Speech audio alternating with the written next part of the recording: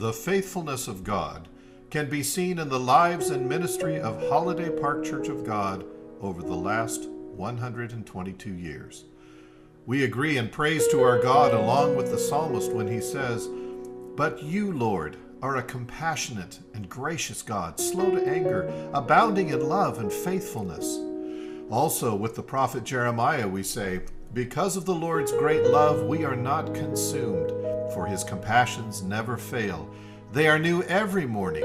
Great is your faithfulness." Now we will take a journey and see for ourselves how amazing God's faithfulness truly is. If a picture says 1,000 words, then these pictures would tell us an endless story of God's work in the lives of this congregation. All congregations have a beginning and an ending.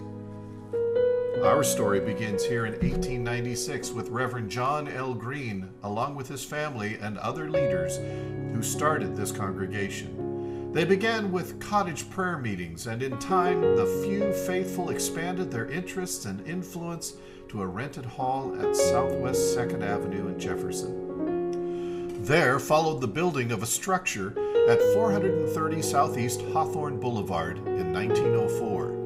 This was the first missionary home. The work's focus was evangelistic, with street meetings, literature distribution, and mission work. The building was sold in 1909.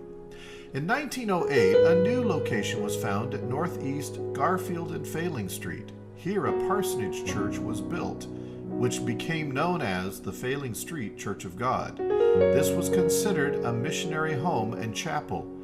These latter facilities were provided while the Reverend G.T. Neal was the leader. On Thanksgiving Day in 1937, the church dedicated their new house of prayer and worship on 8th and Wasco. Missions has always been at the heart of Holladay Park Church. This picture is of the Women's Missionary Society of Holladay Park Church of God in 1947. Reverend Albert J. Kempen, back row center, is pastor.